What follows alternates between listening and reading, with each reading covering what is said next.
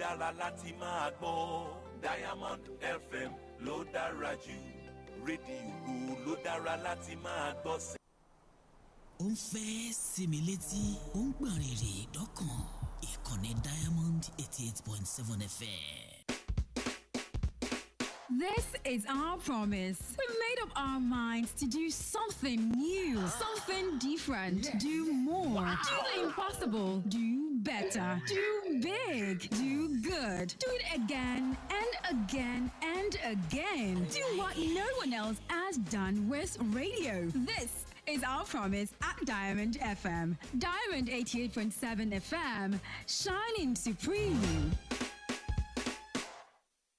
On Diamond 88.7 FM, we give credible, factual, balanced reports at all time. Join us as we take you around the globe on the world news. Diamond 88.7 FM, Iroyin, your shining supreme station.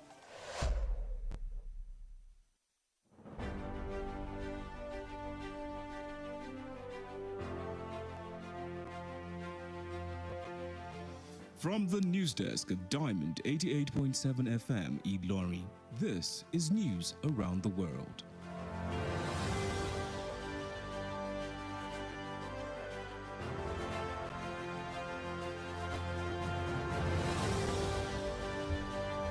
In the headlines, on World Malaria Day, WHO says more trials needed for NAFDAC-approved malaria vaccine in Nigeria. JAM begins 2023 UTME nationwide. And on the foreign scene, South Africa's Ramaphosa says ruling party wants country to quit International Criminal Court. In entertainment, singer R. Kelly to serve 30-year jail term in North Carolina prison. In sport, Ateta says incredible opportunity awaits Arsenal at Man City. Good evening and thank you for joining us for the news across the world on Diamond 88.7 FM in Iroyin. I am Mekamuwa Osigbodi. You can listen to us via our website www.diamondfm.net or watch us live on Facebook at Diamond 887 FM and YouTube Diamond FM Iroyin. We bring you details of the news after this break.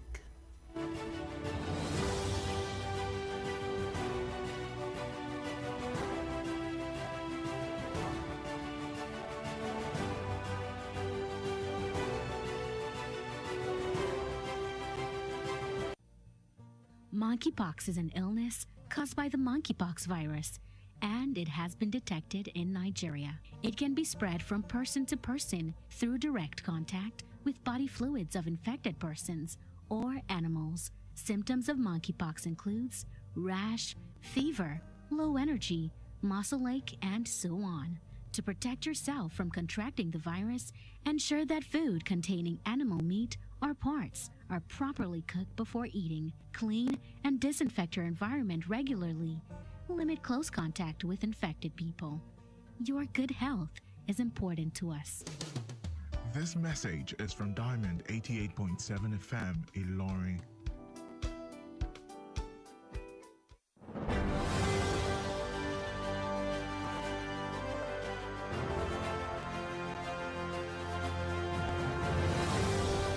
Welcome back. Now the news in detail.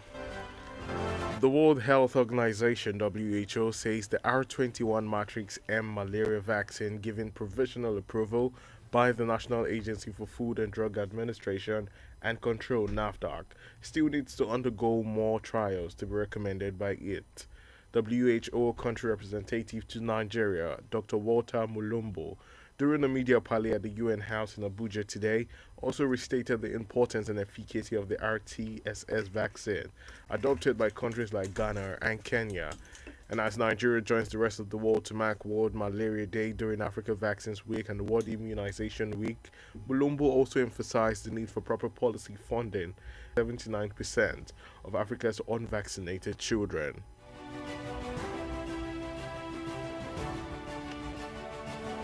The Joint Admissions and Matriculation Board (JAM) today commenced the conduct of the 2023 Unified Tertiary Matriculation Examination (UTME) in the country.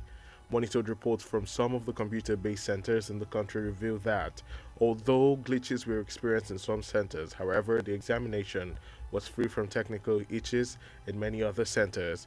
It was gathered that while some centers experienced a little delay in the starting of exams by candidates due to poor network, some candidates and parents, after hours of waiting to no avail, were told by officials of the examination body to go home, and as when to return for the rescheduled exams will be communicated to them via text messages. According to reports, parents and candidates sitting in opening day 1 for the 2023 UTME at the State 3 Elele, Ikwere local government area, Rivers State, were left cursing and swearing over their fate as network glitch marred the exercise.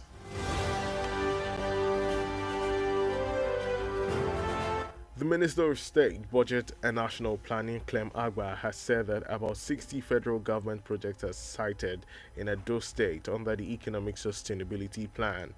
The minister stated this while commissioning some completed projects and inspecting others in the Edo North Senatorial District of Edo today. Agbaye said the inauguration of the project in the rural area is due to the 60% post-harvest loss by farmers and to reduce multi-dimensional poverty in rural areas. According to him, the policies of President Muhammadu Buhari are geared towards reducing drastically the multi-dimensionally poor Nigerians, spanning over 130 million.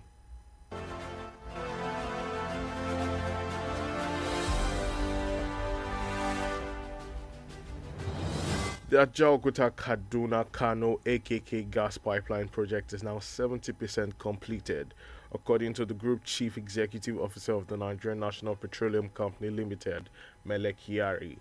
Providing updates of the project during an on-site visit in the Ahoko community of Kogi State, he said, so far, a total of $1.1 billion has been spent on the $2.5 billion project. For the benefit of the Nigerian public, this is one of the most massive projects that we run in the company. It is of immense proportion of value to our country and to the socio-economic growth of our country. We know that this is a must-deliver project. This project has not stopped for one day. We are continuing to fund it despite the fact that we do not have third-party financing on this project. We have so far spent over $1.1 billion on this project from our cash flow. We are a very different company today. We are a commercial company. We have intercompany loans within our company now. This company can fund this project. So we do not need any support on this project. We will deliver this project.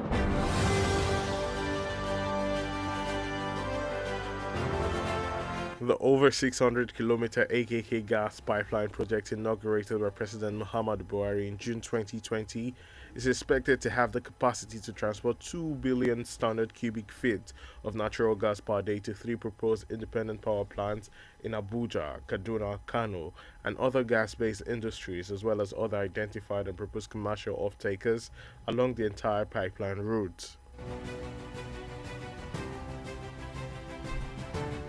A fresh motion and notice seeking to stop Asiwaju Bola Ahmed Tinubu from being inaugurated as Nigeria's new president on May 29, 2023 has been instituted at the Court of Appeal in Abuja by a presidential candidate in the 2019 presidential election and constitutional lawyer Chief Ambrose Albert Owuru and his political party, Hope Democratic Party. Owuru, who was called to the Nigerian bar in 1982, is praying the Court of Appeal in Abuja to prohibit President Muhammadu Buhari, Attorney General of the Federation, and the Independent National Electoral Commission from inaugurating the 2023 president-elect on May 29. Owuru, who claimed to be a judge constitutional winner of the 2019 presidential election, predicated his gross against inauguration of Tinubu or any other person as successor to Buhari on the ground that he is the constitutionally adjudged winner of the 2019 election and has not spent his tenure as required by law. The news across the world is reaching you from Diamond 88.7 FM in Ilorin. We go on a break now. After that, we bring you foreign, entertainment, and sports news. To stay with us.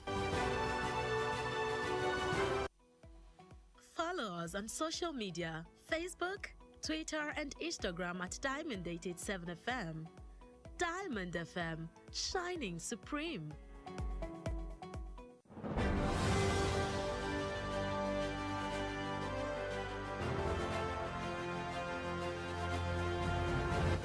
Welcome back from the break. You're still listening to the news across the world, reaching you from Diamond 88.7 FM in Ilorin. Now we'll continue with the stories.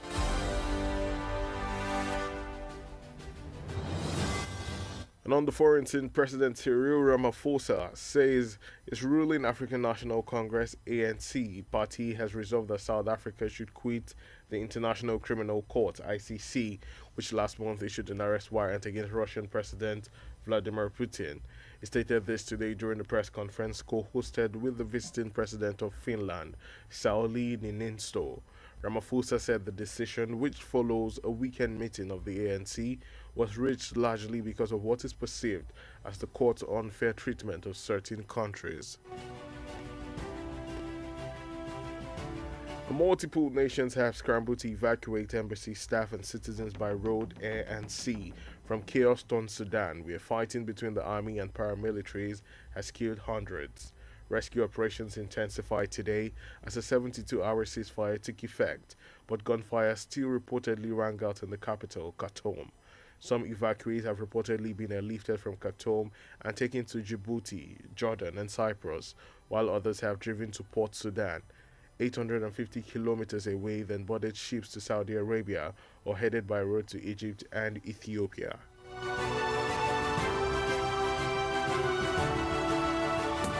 Diamond FM Entertainment News. In entertainment, R&B singer Robert Sylvester Kelly, popularly known as R. Kelly, has been moved to a correctional center located in North Carolina, the United States of America, where he is expected to serve his 30-year prison sentence in connection with multiple sexual offenses. The U.S. Federal Bureau of Prisons announced today that he was moved to the Federal Correctional Institution in Butner, North Carolina, Wednesday last week from the Metropolitan Correctional Center in Chicago. R. Kelly, in February 2023, was sentenced to 1 additional year in prison for his Chicago conviction of federal child pornography and child enticement charges. This is in addition to the 30 years he is already serving for a separate conviction out of New York. Diamond FM Sports News. And in the exciting world of sport, Arsenal manager Mikel Arteta has urged his Premier League leaders to make the most of an incredible opportunity when they travel to the nearest challengers, Manchester City, tomorrow. Arsenal travel to Etihad Stadium with a 5-point lead, but City's 2 matches in hand mean Arteta's team need a victory to keep the destiny of this season's trophy in their own hands. Arteta, having seen Arsenal's record several notable away wins this season, told the pre-match news conference today that although it is going to be a tough night of game, the opportunity is incredible for his team. Arsenal will again be without William Saliba, as the France defender has shown no improvement in recovering from a back injury, while Arteta revealed Granit Xhaka is also doubtful for the match at the Etihad. And with that, we have come to the end of the news across the world, but before we go, here is a recap of the major highlights.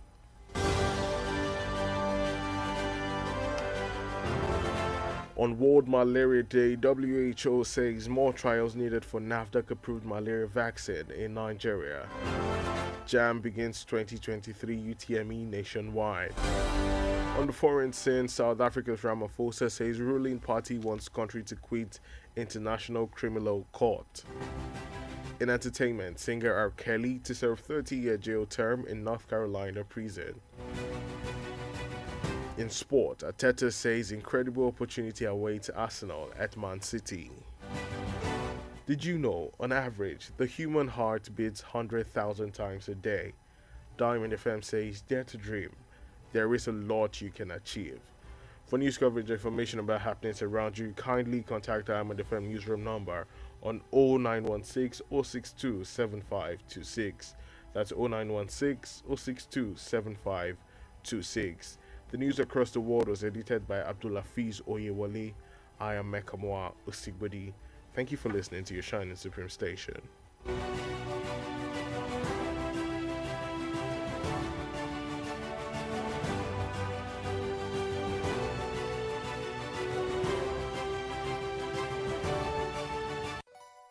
For up-to-date news reported across the globe, Be rest assured you're on the right radio dial. Diamond 88.7 FM Ilorin, your shining supreme station. Diamond FM Ìlọrin àwa là ń gbé ìròyìn àwọn ìṣẹ̀lẹ̀ orin àtàwọn amúlùdùn yògbà tí ò láfijọ́ ṣe ti aráyé. Láti inú yàrá ìròyìn Diamond 88.7 FM Ìlọrin ìròyìn àgbáyé.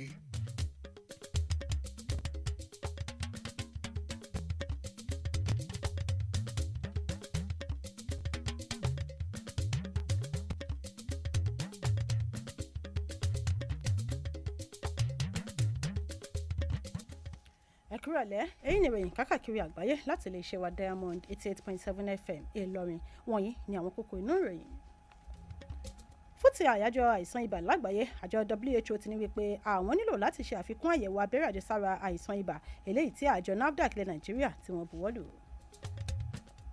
Ètò ìdánwò JAMB ti bẹ̀rẹ̀ kákàkiri orílẹ̀-èdè yìí. Lẹ́ka tilẹ̀ òkèèrè amọ̀fọ́sà àti ilẹ̀ South Africa ti ní wípé ẹgbẹ́ òṣèlú tó ń ṣèjọba lọ́wọ́ ti fẹnukò láti kúrò nínú àjọ ICC. Lẹ́ka ti amúlùdùn wọ́n ti darí òǹkọrin R.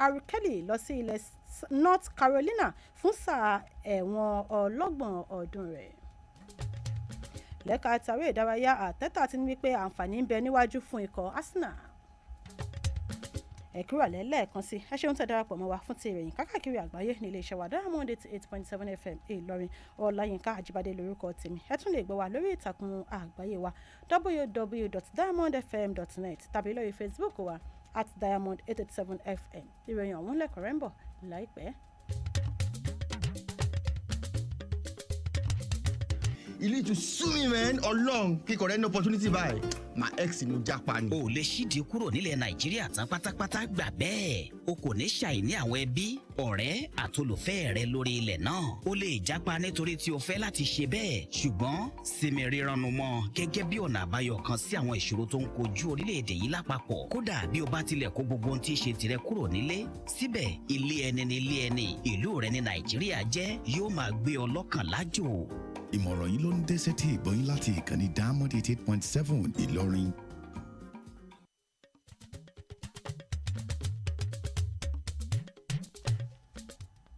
Ẹ káàbọ̀ padà ìròyìn ọ̀hún rèé lẹ́kùnrẹ́rẹ́.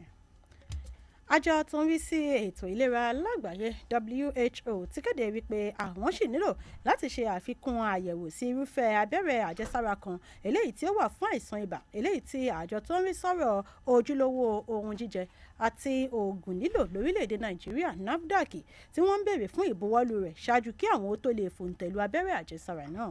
Aṣojú àjọ WHO lórílẹ̀‐èdè Nàìjíríà Dókítà Walter Mulombo lásìkò ìjíròrò pẹ̀lú àwọn oníròyìn ní iléeṣẹ́ àjọ UN nílùú Àbújá lónìí tún tẹnumọ́ pàtàkì àti ìṣedéédé abẹ́rẹ́ àjẹsára RTSS eléyìí tí orílẹ̀‐èdè Ghana àti Kenya ti fòǹtẹ̀lù gẹ́gẹ́ bí orílẹ̀‐èdè Nàìjíríà ṣe ń darapọ̀ mọ́ àwọn orílẹ̀‐èdè àgbáyé fún ti àyájọ́ àìsàn ibà lásìkò àyájọ́ ọ̀sẹ̀ ìfúnni lábẹ́rẹ́ àjẹsára nílẹ̀ adúláwọ̀ àti ọ̀sẹ̀ ìfúnni ní abẹ́rẹ́ àjẹsára lágbàáyé.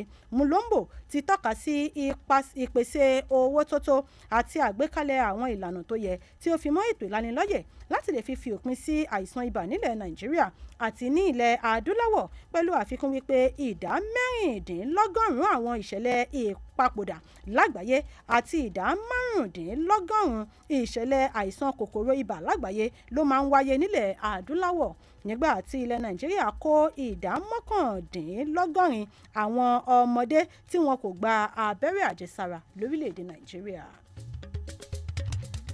Àjọ tó ń rí sí ètò ìdánwò àṣewọlé ẹ̀kọ́ gíga JAMB lónìí ti bẹ̀rẹ̀ ètò ìdánwò UTME lórílẹ̀‐èdè yìí.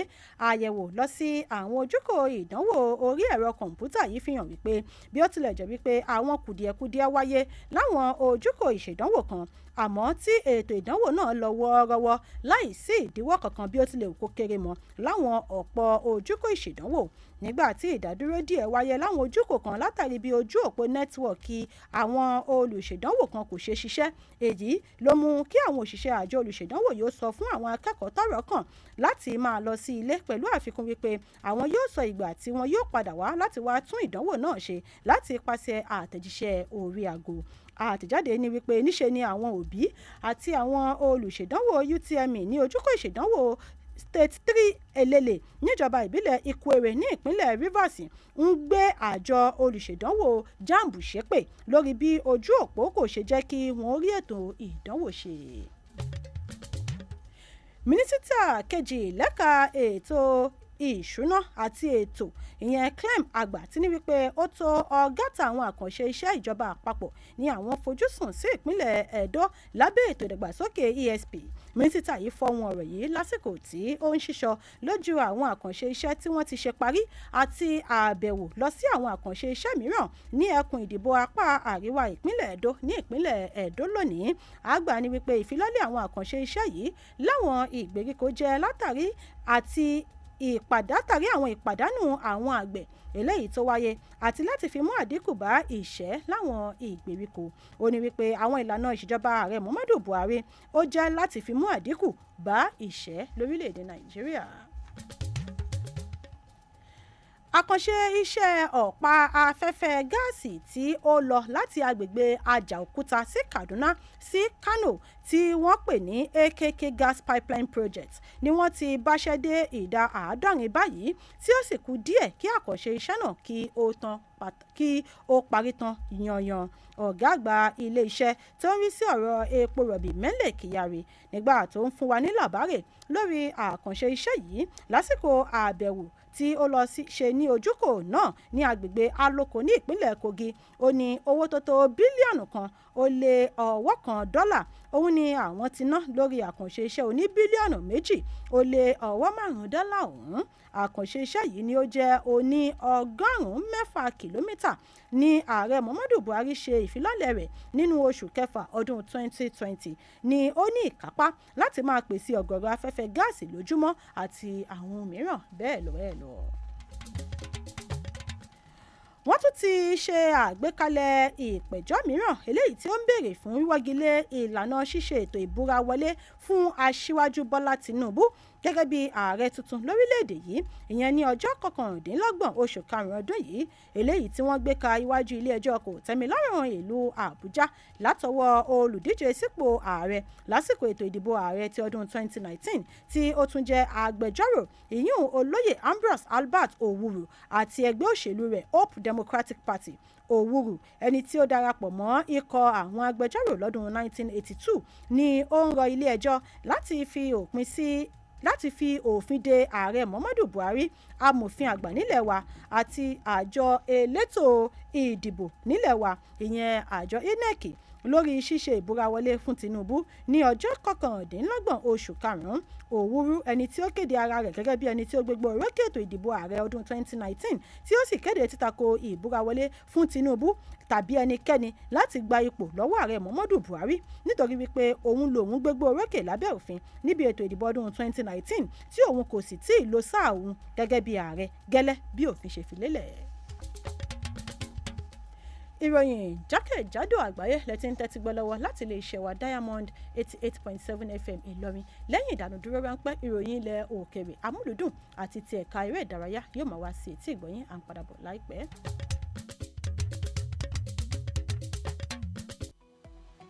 Ẹ darapọ̀ mọ́ wa ní ìtàkùn káyélujára wa ìtàkùn ìbádọ́rẹ̀ẹ́ Facebook ìtàkùn abẹ́yẹfò Twitter àti Instagram lórí Diamond 887 FM. Diamond FM, shining supreme.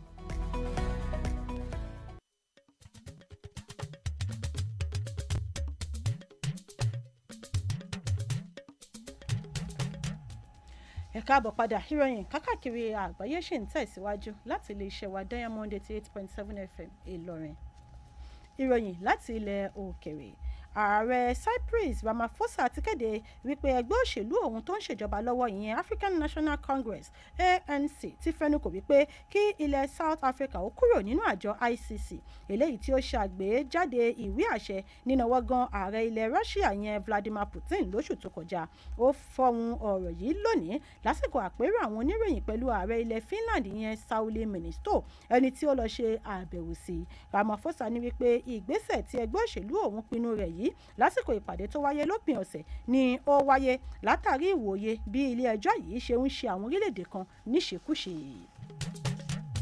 bákan náà lẹ́ka ti ilẹ̀ òkèèrè ọ̀gọ̀rọ̀ àwọn orílẹ̀-èdè ni wọ́n ti ń sá kíjokíjo láti lọ kó àwọn òṣìṣẹ́ iléeṣẹ́ wọn àti àwọn ọmọ bíbí orílẹ̀-èdè wọn kúrò ní orílẹ̀-èdè Sudan yálà láti ipasẹ̀ ojú òfurufú orí omi tàbí orí ilẹ̀ níbi tí àwọn àjọ elétò ààbò kan ti ń gbéná wojú ara wọn tí ìṣẹ̀lẹ̀ yìí sì ti mú kí ogunlọ́gọ̀ àwọn ènìyàn kí wọ́n pàdánù ẹ̀mí wọn.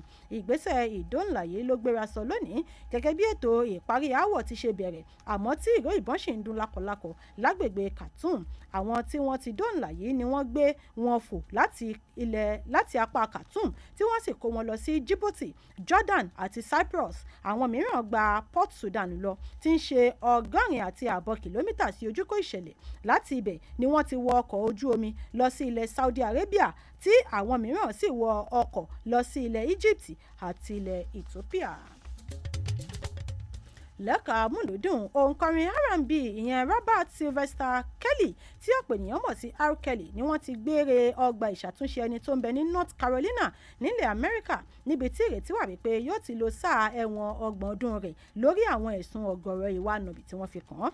iléeṣẹ́ tó ń rí sọ́rọ̀ àwọn ọgbà ẹ̀wọ̀n nílẹ̀ Amẹ́ríkà lónìí kéde wípé wọ́n gbé R. Kelly lọ sí ọgbà ẹ̀wọ̀n agbègbè Butner ìyẹn ní North Carolina ìyẹn lọ́jọ́rú ọ̀sẹ̀ tó kọjá láti ọgbà ẹ̀wọ̀n tí ó wà tẹ́lẹ̀ ìyẹn ní Chicago. R. Kelly nínú oṣù keje ọdún 2023 yìí ni wọ́n tún fi ọdún kan kún gbèdéke ẹ̀wọ̀n rẹ̀ fún ẹ̀sùn bíbá ọmọdé ṣe ìṣekúṣe eléyìí tí ó wá kún ẹ̀wọ̀n 30 ọdún eléyìí tí ó ti ń lò lọ tẹ́lẹ̀ fún àwọn ẹ̀sùn onírúurú tí wọ́n fi kàn án. ìròyìn ààrẹ ìdárayá olùdarí ikọ̀ Arsenal yẹn Mikel Arteta ti rọ àwọn olórí ikọ̀ Premier League láti ṣe àmúlò àǹfààní tí ó dojúkọ wọn bí wọ́n bá rin ìrìn àjò lọ sí Manchester City lọ́la.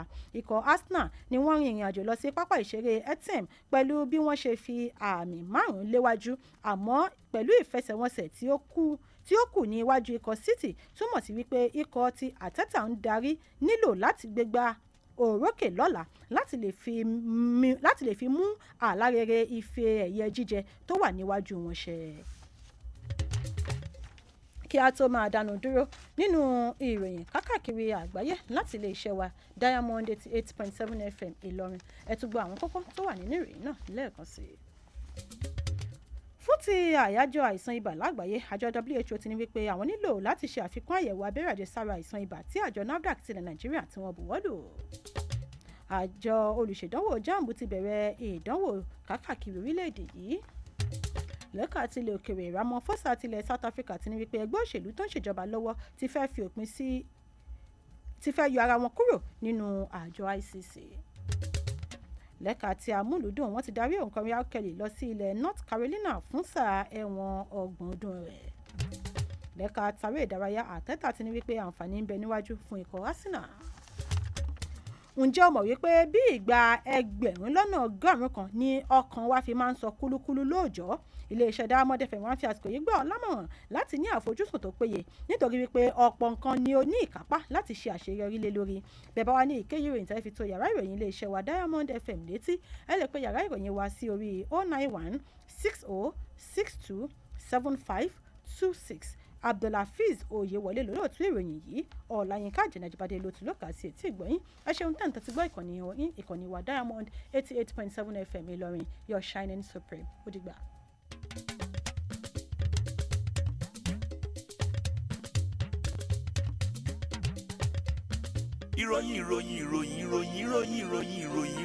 ìròyìn ẹ̀kúnrẹ́rẹ́ láti ilé iṣẹ́ Diamond FM. ó ṣe ń dún gbẹmugbẹmu tó tún ṣẹlẹ̀ kẹjọ Diamond FM lẹ́ ń gbọ́ o tó ń dún yùngbàyùngbà. lọ́dún tá a wáyé o a máa ṣoríire.